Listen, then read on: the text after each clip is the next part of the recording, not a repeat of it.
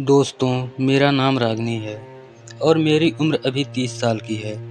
मेरे मम्मी-पापा ने गरीबी की वजह से मेरी शादी कम उम्र में ही एक अमीर आदमी से करवा दी थी। मैं अपनी शादी से बहुत ज़्यादा खुश थी और मेरे पति भी मुझे बहुत ज़्यादा मानते थे।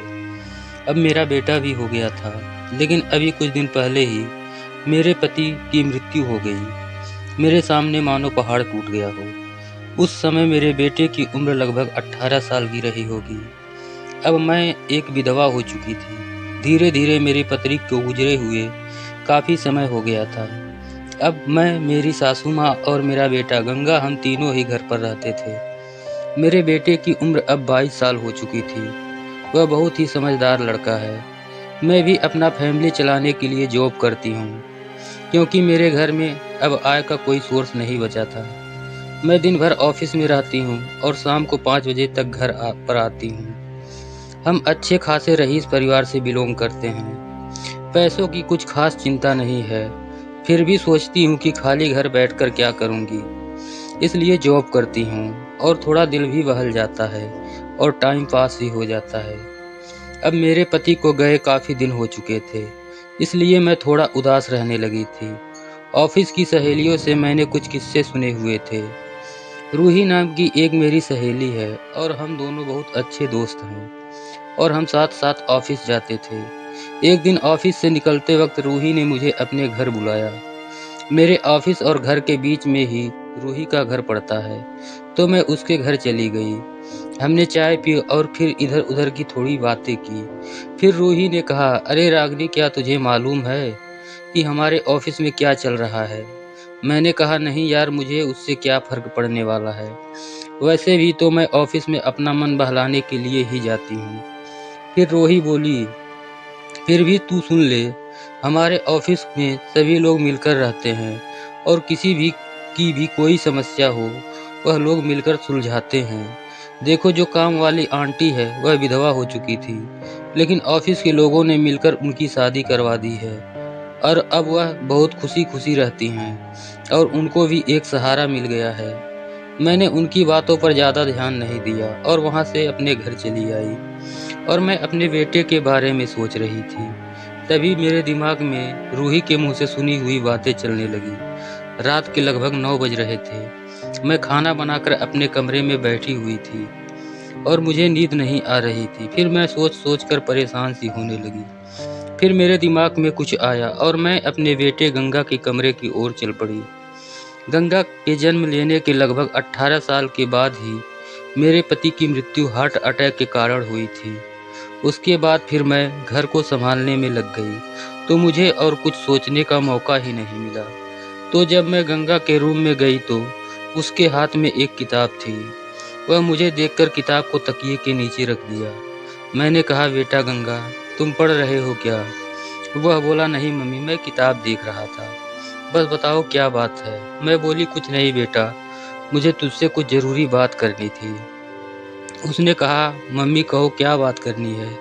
मैंने कहा, "बेटा, बात थोड़ी अजीब है। मैं सोच रही हूँ कि तुमसे कहूँ कि ना कहूँ।"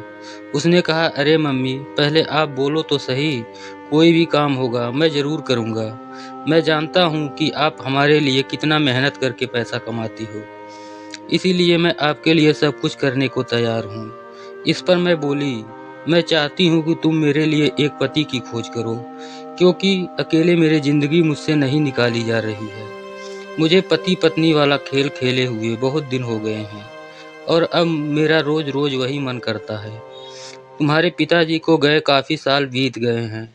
बेटा, तू तो बहुत समझदार है, इसलिए मैंने बड़ी हिम्मत करके तुझसे यह बात कही रही हूँ। मुझे विश्वास है कि तुम मेरी बात नहीं टालोगे। उसके बाद तो आप जानते ही हैं, मेरे बेटे ने मेरे लिए एक पति खोजने से अच्छा मेरे साथ ही मस्त वाला क्रिकेट खेलने के लिए कहने लगा। वह मुझसे बोला कि आप जिस चीज़ को बाहर तलाश रही हैं, वह आपको घर में भी मिल सकती है। आप एक बार कहिए तो सही। आप अब आप सोच रहे होंगे कि मेरा खुद का बेटा मुझसे ऐसी बातें क्यों कर रहा है, लेकिन मैं आपको बता दूँ, वह मेरा सौतेला बेटा था। उसकी माँ मेरे पति से पहले ही एक्सीडेंट में चल बसी थी। उसके बाद मेरे पति ने मुझसे शादी कर ली और इसलिए हम दोनों ने अब तक बच्चा नहीं किया, क्योंकि मेरे पति की पहली बीवी का बच्चा पहले से था। इसके बाद मेरा बेटा मेरे साथ मस्त वाला क्रिकेट का खेल खेलने लगा। मैं भी बहुत खुश थी, क्योंकि मेरा बेटा मेरे कहने पर कुछ भी करने को तैयार था। अब मुझे किसी भी चीज़ की ज़रूरत होती तो मैं सीधे अपने बेटे को कह देती थी। वह मेरी सारी ख्वाहिशें पूरी करता था। अगली सुबह मैं उठी और खाना बनाने लगी, और अगले दिन मैं ऑफिस नहीं गई।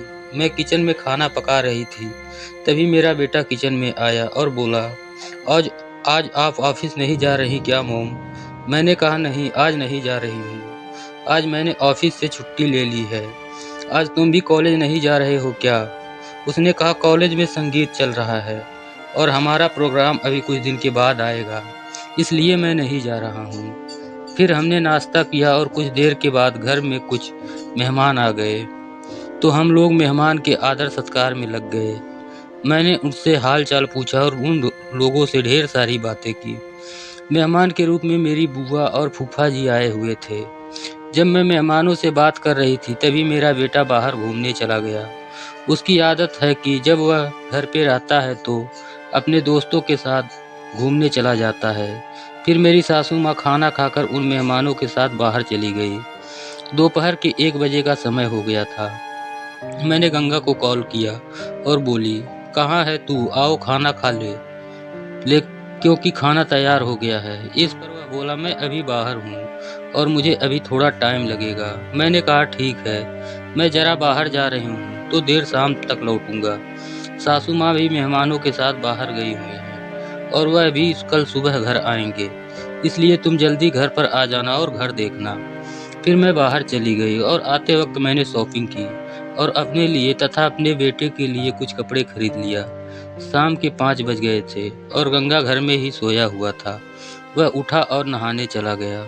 मैंने देखा कि सोसाइटी के बच्चों के खेलने का शोर भी कम हो गया था। शाम के 6 बज चुके थे।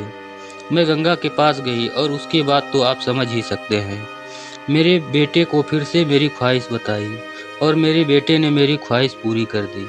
अब हम दोनों 1 से 2 घंटे तक एक दूसरे का खूब साथ दिया। इस तरह से हम दोनों माँ बेटे काफ़ी खुशी खुशी रहने लगे थे।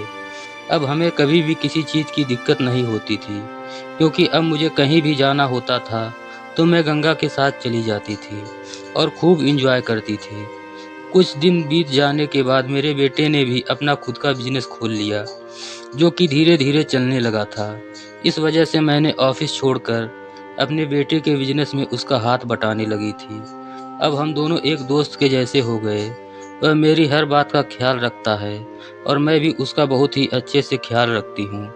हमारी ज़िंदगी काफ़ी अच्छे से चल रही थी, क्योंकि मेरे बेटे ने मेरी सारी कमी को पूरा कर दिया था।